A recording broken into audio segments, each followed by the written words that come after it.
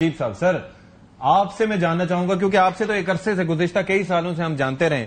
مجھے ذرا یہ بتائیے گا کہ سیاسی بیانیے سے ہٹ کے کیا اس وقت جو ہمارے بھائی رانا صاحب فرما رہے ہیں کیا واقعتاً ایسا ہے کہ اس میں کوئی اس میں قباحت نہیں ہے کہ ان قیمتوں میں ایسے ہی اضافہ کیا جائے یا پھر کچھ ہو سکتا تھا مینج معاملہ؟ تو اشفاق بھائی میں آپ کو ذرا ایک ڈفرینٹ پوائنٹ آف ویو دیتا ہوں کیونکہ پاکستان کو اگر اب یہاں سے موو کرنا ہے نا، ایک تو میں کہتا ہوں کہ بہت اچھی اپرچونٹی ہے اتھارٹیز کے پاس اگر وہ کو ایک ڈفرینٹ ڈائریکشن میں موو کرنا چاہیں in the next 3 years. So let me try explain, اور میں دونوں P I A and petrol prices میں ڈیل کروں گا. دیکھیے ایک میکرو اسٹیبلٹی آپ کے ملک میں آئی ہے، اس نے آپ کو ایک ٹائم اور ایک اسپیس دیا ہے، بفر دے دیا، ٹرولی ٹھیک ہے، ایک کمفرٹ دے دیے. آئی ایم ایف کی انگیجمنٹ کا یہ ایک بالکل عکاسی کرتا ہے. دنیا بھر میں جو پروگرامز ہوتے ہیں ہمیں جو ریسرچ ہے وہ یہی بتاتی ہے کہ ایک میکرو اسٹیبلٹی آ جاتی ہے. پاکستان میں انفلیشن امید سے زیادہ نیچے چلی گئی ہے، یہ ایک لوگوں کے لیے اچھی چیز ہے. ہیونگ سیڈ دیٹ، پاکستان کے جو دیرینہ مسائل ہیں اب وہ حل کرنے کی جو اسپیس ہے، اور اسپیشلی 10 مئی کے بعد جبکہ ہمارا اسٹیٹس ایک ریسپانسبل نیشن کا بدل گیا ہے، آپ کو بہت کھل کے مل گئے ہیں. آپ نے اس کی ایک تھوڑی سی عکاسی یہ بھی دیکھی کہ اچھی کوشش ہوئی اتھارٹیز کی. لنڈن مانچسٹر کھل جائے گا، یورپ کھل گیا. ابھی میں نے ستی بھائی پیرس کی فلائٹ کیا ہے، it was a delight to do the Paris flight. So you know it is good کہ آپ کو یہ کیوں امپورٹنٹ ہے، کیونکہ یہاں فنڈامنٹلی پی آئی اے کو پرائیویٹائز کرنا ہے. اگر یہ میکرو اسٹیبلٹی نہ ہوتی، اگر یہ آپ کے روٹس دونوں نہ کھلتے تو پی آئی اے کی ویلیویشن بہتر نہ ہوتی. سو دا ٹیک آن پی I a is very clear کہ یہ روٹس کھولنا تو ایک جسے کہیں گے is a route to getting P I A out of the hands of being run by the state and getting it. اب حکومت نے اس پہ ڈیلیور کرنا ہے، اگلے 1 سال میں کرے 2 سال میں کرے. I am not fast about this time کہ 6 مہینے میں ہی کرنا ہے، but we must get the right price, we must get the right buyer, we must solve our fundamental issue of handling a PIA. 835 ارب روپیہ اٹھایا ہے پی آئی اے کی بیلنس شیٹ پہ. میں نے ستی صاحب نے اور رانا صاحب نے اپنے ٹیکس کے پیسے سے اس کو پے کرنا ہے اگلے 10 سال میں. سو پلیز انڈرسٹینڈ کہ یہ ہے، یہ تو ایک مسئلہ ہو گیا. سو وی آر کلیئر کہ ہمیں یہاں پہ کیا اسپیس ملی ہے. اب آ جائیے پیٹرولیم پروڈکٹ. دیکھیے میرے لیے آسان ہے یہ کہنا، دیکھیں 279 کا روپی تھا، وہ 286 پہ چلا گیا. یہ پہلی چیز ہے جو پلے اپ کر رہی ہے اس میں. اگر اسٹیبلٹی نہ ہوتی اور روپیہ 325 کا ہوتا تو یہ قیمت بھی بہت بڑھ جاتی. سو پہلی تو یہ بات میں بار بار اس لیے کہتا ہوں. پر یہ اسپیس صرف اس لیے نہیں ملی، یہ اسپیس 2 چیزیں کرنی ہے. اگر آپ نے پیٹرولیم پروڈکٹس کو ٹھیک کرنا ہے نا تو 2 ڈائریکٹلی کرنی ہے اور تیسری چیز انڈر ہے. پہلی بات یہ کہ آپ پیٹرولیم پروڈکٹس کی قیمت کو سیٹ کرنے کے پروسیس سے نکل جائیں، یہ سب سے پہلی چیز ہے. دنیا بھر میں آپ کا نیبر ہے نا انڈیا، انڈیا میں پیٹرول کی قیمتیں ان کی ریگولیٹر نہیں سیٹ کرتا، وہ ایک ڈی ریگولیٹڈ سیکٹر ہے. O M Cs, oil marketing companies آپس میں کمپیٹ کرتی ہیں. ستی بھائی آپ باہر جاتے ہوں گے نا، ایک پمپ سے دوسرے پمپ پہ جائیں قیمت فرق ہوتی ہے، ڈیلی قیمت کا تعین ہو رہا ہوتا ہے. That is called a competitive market. میں پھر کہتا ہوں کہ ہمیں اب یہ جو امیڈیٹ کی گفتگو ہے، یہ جو فائر فائٹنگ کی گفتگو ہے، اگر اس میں سے میں نکلوں نہیں. لیکن آپ یہ کہہ رہے ہیں کہ اگر ایسا ہو، آئل مارکیٹنگ کمپنیز اس چیز کو ڈیل کریں تو پاکستان میں کسی چیک اینڈ بیلنس کے بغیر آپ کو لگتا ہے کہ کوئی عوام کا سوچے گا یا وہ فیئرلی اس چیز کو ڈیل کریں گی، یا پھر ایک مونوپلی یا ایک کارٹل بنا کے پھر مزید لوٹا جائے گا عوام کو؟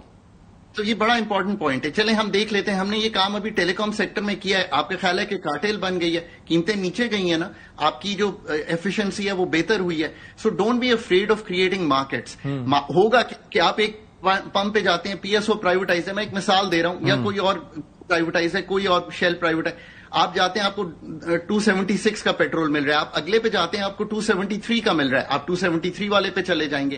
That is how market will behave. اس کا یہ مطلب نہیں ہے کہ جو ریگولیٹری فریم ورک ہے وہ اینٹی کارٹلائزیشن یا یہ نہیں دیکھے گا کہ وافر مقدار موجود ہے سٹاکس کی پاکستان میں. یہ چیزیں تو ان کا کام ہے دیکھنا. پر اگر آپ ان کو کمپیٹیٹو بہیویئر میں جانے دیں گے تو یہ اس مسئلے سے نکل جائے. اس کا یہ بھی مطلب ہے کہ اپ مارکیٹ قیمت شاید تھوڑی سی ساؤتھ سے کم ہوگی، بیکاز جب باہر سے چیز آئے گی تو یہ ٹھیک ہے.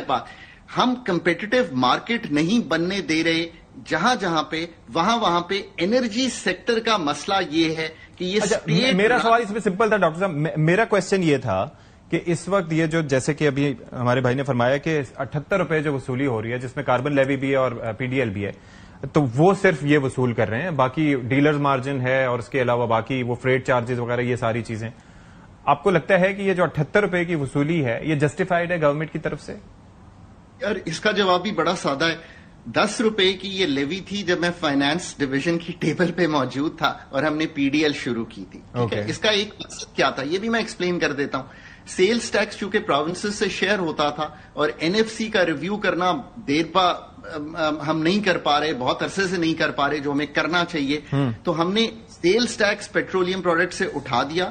کیوں اٹھا دیا؟ Because that was shared with the, اور ہم نے ایک پی ڈی ایل لگا دیا. ٹھیک ہے, یہ 10 روپے سے بڑھ کے آج 78 روپے ہو گیا. میں آج بھی سمجھتا ہوں یہ اس لیے 78 ہوا ہے بیکاز ہم ڈائریکٹ ٹیکسیشن آج بھی نہیں کر پاتے ان سب سیکٹرز کی. اگر اس سے نکلنا ہے تو اس کے لیے آپ کو اگین وہ جو ریفارم ہے, پھر یہ تیسرا ریفارم گر لیں. سو یہ ٹائم اینڈ اسپیس ہے, آپ چاہتے ہیں 78 نہ ہو. ایک اور بات میں آپ کو بتاؤں کہ کیوں پرائسز بڑھ رہی ہیں پاکستان میں یا کیوں یہ 78 ہے. آئی ایم ایف کا ایز این اکنامک تھنکنگ یہ خیال ہے کہ اگر پرائسز کو کم رکھ دیں پاکستان میں کمپیئر ٹو ساؤتھ ایشیا تو امپورٹ بڑھ جائے گی اور بیلنس آف پیمنٹس کا ایشو کھڑا ہو جائے گا. یہ تھاٹ بھی ہے. یہ بھی بتا دوں کہ اس وقت پاکستان میں اگر پیٹرولیم پروڈکٹس کی پرائس پیٹرول کی فار ایگزامپل 0.88 ہے آف اے ڈالر جو اس وقت رہا ہے 1 لیٹر, تو جو ساؤتھ ایشیا ہے وہ 0.86 پہ ہے. ہم تقریباً اب کمپیٹیبل ہو گئے ہیں, پہلے پرائسز کچھ لو تھیں.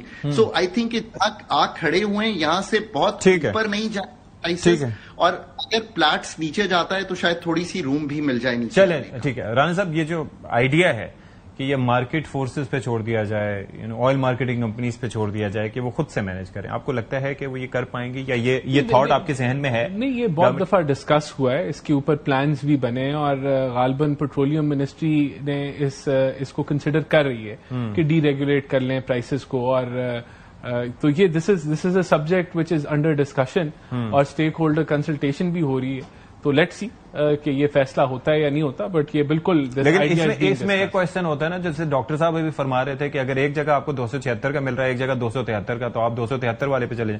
لیکن وہاں پر ہمارے ذہن میں خیال آتا ہے کہ یار یہ 273 دے رہا ہے تو پتہ نہیں اس کے رونز کتنے ہوں گے, اس کی کوالٹی فیول کی کیا ہوگی. اس کو چیک کرنے کے لیے کوئی ریگولیٹر یا کوئی فورس, مارکیٹ فورس یا کوئی, وہ تو آلریڈی ہے. دیکھیں کوالٹی چیک کرنے کے لیے, اور اس کے تو different mechanisms already petroleum division میں ایگزسٹ کرتے ہیں.